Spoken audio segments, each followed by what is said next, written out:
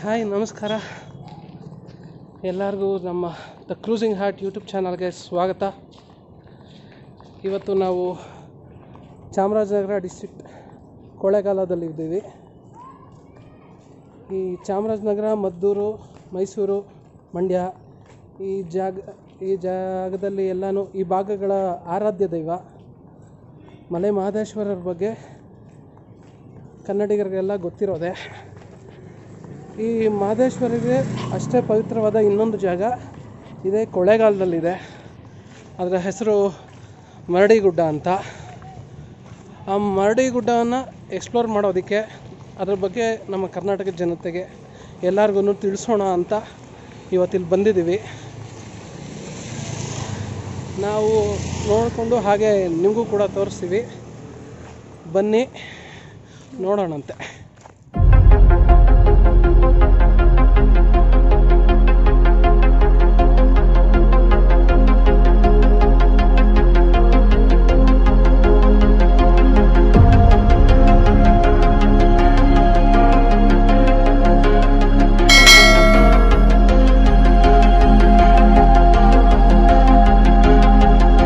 ಮರಡಿಗುಡ್ಡದ ಎಂಟ್ರೆನ್ಸಿಗೆ ಬಂದಿದ್ದೀವಿ. ಇದು ವನ್ಯಜೀವಿ ಇಲಾಖೆ ಮೇಂಟೈನ್ ಮಾಡ್ತಾ ಇದ್ದಾರೆ. ಬೆಳಗ್ಗೆ 5ರಿಂದ ಸಂಜೆ 5:30ವರೆಗೆ ಟೈಮ್ ಇರುತ್ತೆ. ನಾವು ಒಳಗೆ ಹೋಗ್ಬೇಕಂದ್ರೆ 5 ರೂಪಾಯಿ ಟಿಕೆಟ್ ತಗೋಬೇಕು.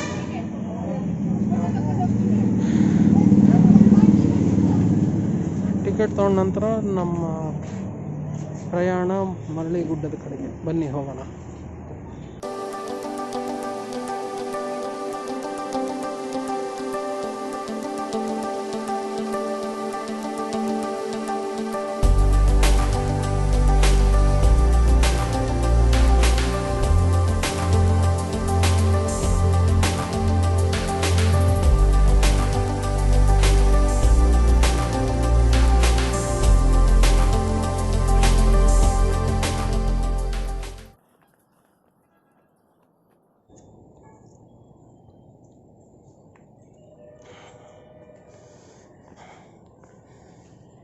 ಇದು ಅರಣ್ಯ ಇಲಾಖೆ ವ್ಯಾಪ್ತಿಗೆ ಒಳಪಡೋದ್ರಿಂದ ಹಲವಾರು ನಿಬಂಧನೆಗಳಿಗೆ ಇದು ಒಳಪಟ್ಟಿರುತ್ತೆ.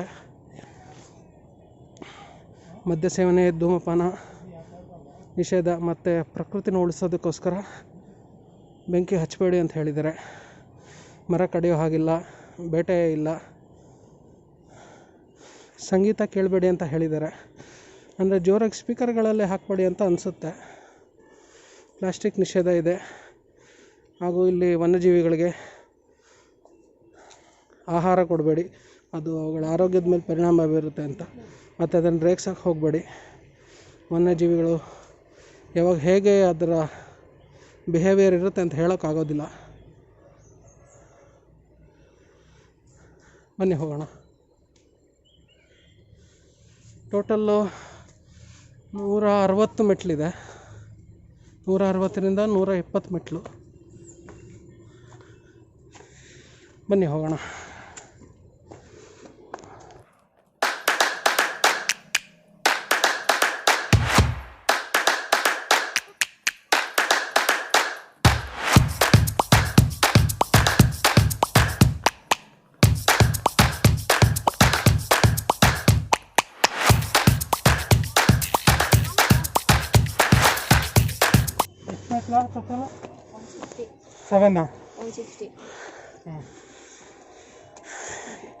ಇದೀಗ ಬಂದ ಸುದ್ದಿ, 120 ಮೆಟ್ಲಂತೆ. 160 ಹೋಗೋಣ ನೋಡಿ. ಮೇಲೆ ಹೋಗ್ತಾ ಹೋಗ್ತಾ ನಮ್ಗೆ ಒಳ್ಳೆ ಪ್ರಕೃತಿ ಸೌಂದರ್ಯ ಸಿಗುತ್ತೆ.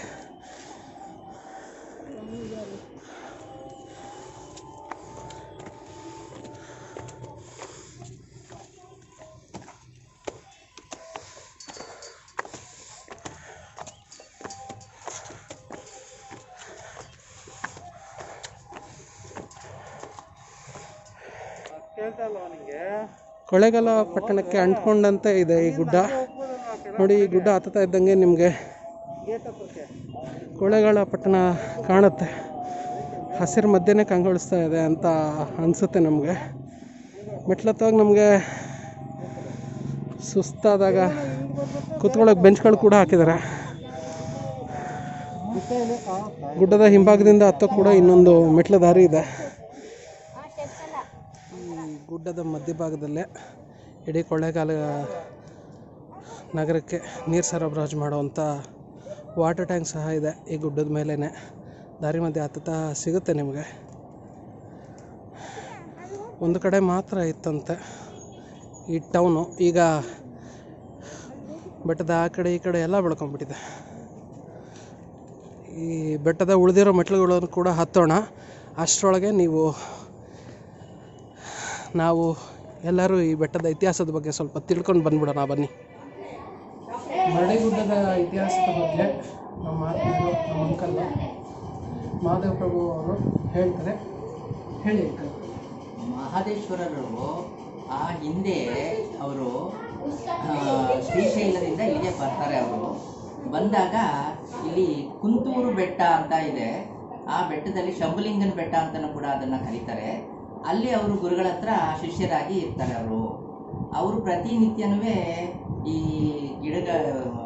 ದೇವರ ಪೂಜೆಗೆ, ಸ್ವಾಮಿಗಳ ಪೂಜೆಗೆ ಹೂಗಳನ್ನೆಲ್ಲ ಕಿತ್ಕೊಂಬರೋಕ್ಕೆ ಎಲ್ಲರೂ ಹೋಗ್ತಾ ಇದ್ರು. ಆದರೆ ಇವರು ಏನು ಮಾಡ್ತಿದ್ರು ಅಂತಂದರೆ ಅಲ್ಲಿ ಇರ್ತಕ್ಕಂತಹ ಹುಳ, ಹುಟ್ಟೆ, ಹಾವು, ಹಲ್ಲಿ ಇದನ್ನೆಲ್ಲನೂ ಕೂಡ ಅವ್ರಿಗೆ ಹೇಳಿಬಿಟ್ಟು ಅದನ್ನೆಲ್ಲನೂ ಹೊಡೆದು ಅದನ್ನು ನೀರಲ್ಲಿ, ಅಲ್ಲೊಂದು ಕೊಳ ಇದೆ ಶಂಭುಲಿಂಗನ ಬೆಟ್ಟದಲ್ಲಿ, ಕೊಳದಲ್ಲಿ ಅದ್ದಿ ಅವರು ಅದನ್ನೆಲ್ಲ ಹೂಗಳನ್ನೆಲ್ಲ ವಿವಿಧ ಪರಿಮಳಗಳನ್ನೆಲ್ಲ ಹೂವುಗಳನ್ನೆಲ್ಲ ಮಾಡಿ ಅವರು ತಂದು ದೇವರಿಗೆ ಅರ್ಪಿಸ್ತಾ ಇದ್ರು, ಗುರುಗಳಿಗೆ ಕೊಡ್ತಾ ಇದ್ರು. ಹೀಗೆ ಪ್ರತಿನಿತ್ಯ ನಡೀತಾ ಇತ್ತು.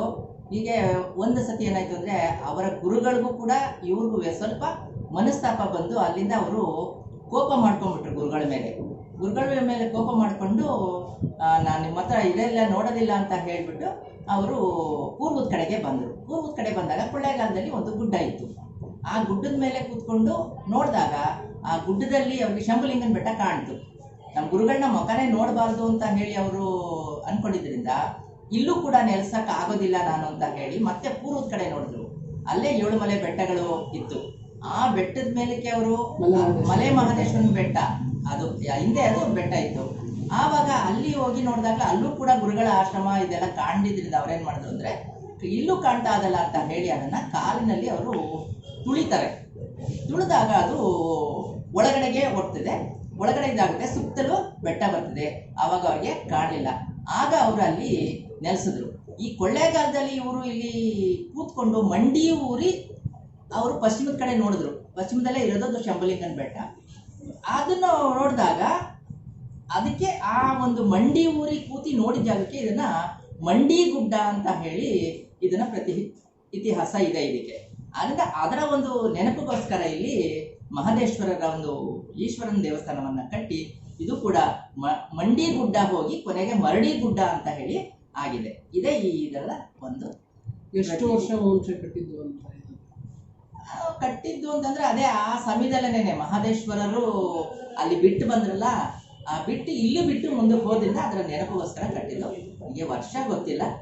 ಮಹದೇಶ್ವರರ ಕಾಲದಲ್ಲಿ ಅದು ಇದಾಗಿರೋದ್ರಿಂದ ಇದನ್ನ ಮಂಡಿ ಗುಡ್ಡ ಅಂತ ಕರೀತಾರೆ, ಮರಡಿ ಗುಡ್ಡ ಅಂತಾನು ಇದನ್ನ ಕರೀತಾರೆ. ಇದು ಇದರ ನನಗೆ ನಮ್ಮ ತಂದೆ ತಾಯಿಗಳ ಹೇಳಿದ್ದನ್ನ ನಾನು ಇದನ್ನ ಹೇಳಿದ್ದೀನಿ, ಈಗ ನಿಮಗೆ ಹೇಳಿದ್ದೀನಿ. ನಿಮಗೆ ಗೊತ್ತಿರೋದನ್ನ ನಮ್ಮ ವೀಕ್ಷಕರು ಕೂಡ ಇವತ್ತು ಹೇಳ್ತಾ ಇಲ್ಲ. ತುಂಬ ಜನಕ್ಕೆ ಇದ್ರ ಬಗ್ಗೆ ಇವತ್ತು ಗೊತ್ತಾಗಿದೆ ಅಂತ ಅಂದ್ಕೊಂಡಿದ್ದೇನೆ. ಇದರ ಇತಿಹಾಸದ ಬಗ್ಗೆ ನಮಗೆ ಮತ್ತು ನಮ್ಮ ವೀಕ್ಷಕರಿಗೆಲ್ಲ ಹೇಳಿದ್ದಕ್ಕೋಸ್ಕರ ತುಂಬ ಧನ್ಯವಾದ. ನೋಡಿದ್ರಲ್ಲ ಈ ಬೆಟ್ಟದ ಇತಿಹಾಸ ಎಷ್ಟು ಮಹತ್ವವಾದದ್ದು ಅಂತ. ಮಹದೇಶ್ವರ ಬೆಟ್ಟಕ್ಕೆ ಎಷ್ಟು ಮಹತ್ವ ಇದೆಯೋ ಈ ಒಂದು ಗುಡಿಗೂ ಕೂಡ ಅಷ್ಟೇ ಮಹತ್ವ ಇದೆ. ಆದರೆ ಜಾಸ್ತಿ ಬೆಳಕಿಗೆ ಬಂದಿಲ್ಲ ಅಷ್ಟೇ. ಅದಕ್ಕೆ ಸಿಕ್ಕಷ್ಟು ಮಹತ್ವನೇ ಇದಕ್ಕೂ ಸಿಗಬೇಕು ಅಂತ ಈ ಒಂದು ವಿಡಿಯೋ ಮಾಡೋ ಸಣ್ಣ ಪ್ರಯತ್ನ ಎಲ್ಲರಿಗೂ ತಿಳಿಲಿ ಅಂತ. ನೋಡಿ, ಇದೆ ಮಲೆ ಮಹದೇಶ್ವರ ಸ್ವಾಮಿ ಬೆಟ್ಟ. ಬನ್ನಿ. ಅಂತೂ ಇಂತೂ ಮೇಲೆ ಬಂದ್ವಿ ನಾವು. ಬಂದಮೇಲೆ ನಾವಿಲ್ಲಿ ನೋಡಿದಂಥ ಮನೋಹರವಾದ ದೃಶ್ಯನ ನಿಮಗೂ ತೋರಿಸೋಣ ಅಂತ ಆಸೆ ಆಯಿತು. ನೋಡಿ, ಮೇಲಿಂದ ಎಷ್ಟು ಚೆನ್ನಾಗಿ ಕಾಣಿಸುತ್ತೆ ಇಡೀ ಕೊಳ್ಳೇಗಾಲ ಪಟ್ಟಣ. ಈ ಬೆಟ್ಟ ಸ್ವಲ್ಪ ಆಳವಾಗಿರೋದ್ರಿಂದ ಯಾರಿಗೇನು ತೊಂದರೆ ಆಗಬಾರ್ದು ಅಂತ ಗ್ರಿಲ್ ವ್ಯವಸ್ಥೆ ಕೂಡ ಮಾಡಿದ್ದಾರೆ. ಸೇಫ್ಟಿ ತುಂಬ ಇಂಪಾರ್ಟೆಂಟ್ ಅಲ್ಲ ಯಾರಿಗೇ ಆಗಲಿ.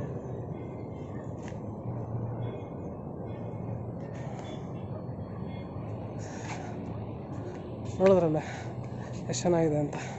ಬನ್ನಿ ದೇವ್ರ ದರ್ಶನ ಮಾಡ್ಕೊಂಬರೋಣ.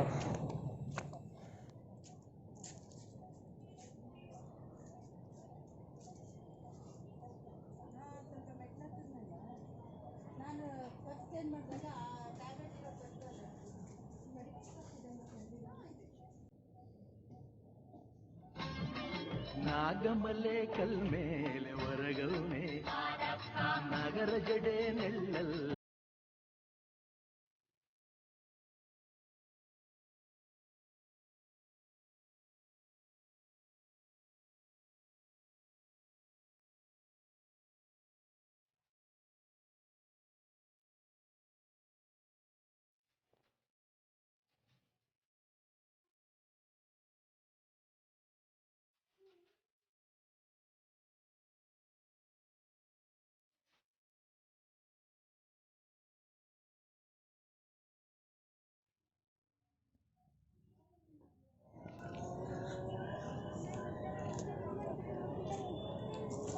ದರ್ಶನ ಆಯಿತು. ಬನ್ನಿ ಇನ್ನೂ ಈ ಗುಡ್ಡದ ಮೇಲೆ ಇನ್ನು ಯಾವ್ಯಾವ ಜಾಗಗಳಿದೆ ನೋಡೋಣ. ನೋಡಿದ್ದು ಬೆಟ್ಟ ದೇವಸ್ಥಾನದ ಪಕ್ಕದಲ್ಲೇ ಒಂದು ಮಂಟಪ ಕಟ್ಟಿದ್ದಾರೆ. ಸಣ್ಣ ಪುಟ್ಟ ಫಂಕ್ಷನ್ಗಳು, ನಾಮಕರಣ, ಮುಂಜಿ, ಉಪನಯನ, ಈ ಥರ ಸಣ್ಣ ಪುಟ್ಟ ಫಂಕ್ಷನ್ಗಳಿಗೆ ಈ ಮಂಟಪನ ಬಳಸ್ಕೋತಾರೆ. ಹಾಗೆ ಇನ್ನೂ ಇವಾಗಲೇ ಇತಿಹಾಸ ಕೇಳಿದ್ರಿ. ಆ ಇತಿಹಾಸದಲ್ಲಿ ಮಲೆ ಮಹದೇಶ್ವರರು ಶ್ರೀಶೈಲದಿಂದ ಬಂದು ತಮ್ಮ ಗುರುಗಳ ಮೇಲೆ ಕೋಪದಿಂದ ಇಲ್ಲಿದ್ದರು. ಮತ್ತು ಇಲ್ಲಿ ಶಿವಲಿಂಗ ಕಾಣಿಸ್ತು. ಆ ಒಂದು ಇದರಲ್ಲಿ ಇಲ್ಲಿ ಮಂಡಿ ಊರಿದ್ರು ಅಂತ ಹೇಳಿದ್ರು. ಆ ಒಂದು ಮಂಡಿ ಊರಿದ ಜಾಗ ಇದು.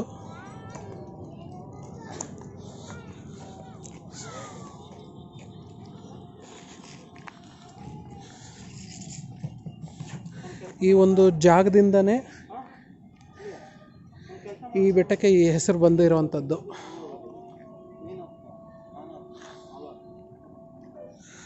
ಇನ್ನು ಈ ಬೆಟ್ಟಕ್ಕೆ ಜಿಪ್ಲೈನ್ ಮಾಡಬೇಕು ಅಂತಲೂ ಇದಾರಂತೆ.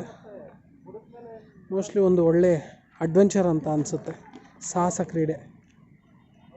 ಇಲ್ಲಿ ಸೂರ್ಯಾಸ್ತಮನ ತುಂಬ ಚೆನ್ನಾಗಿ ಕಾಣುತ್ತೆ. ಅದರ ಒಂದು ಸಣ್ಣ ತುಣುಕನ್ನು ನಿಮಗೋಸ್ಕರ ಹಾಕ್ತೀನಿ.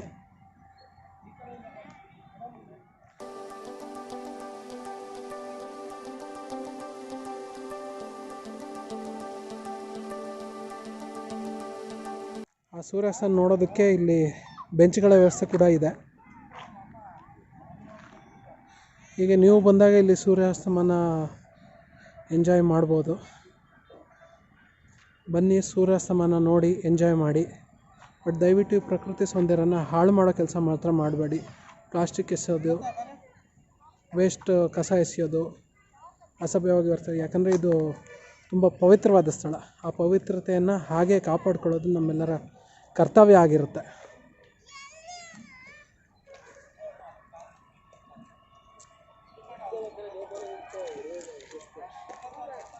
ಮೊನ್ನೆಯಾಗಿ ಇನ್ನೂ ಆ ಕಡೆ ಹೋಗೋಣ, ಏನಿದೆ ಅಂತ ನೋಡೋಣ.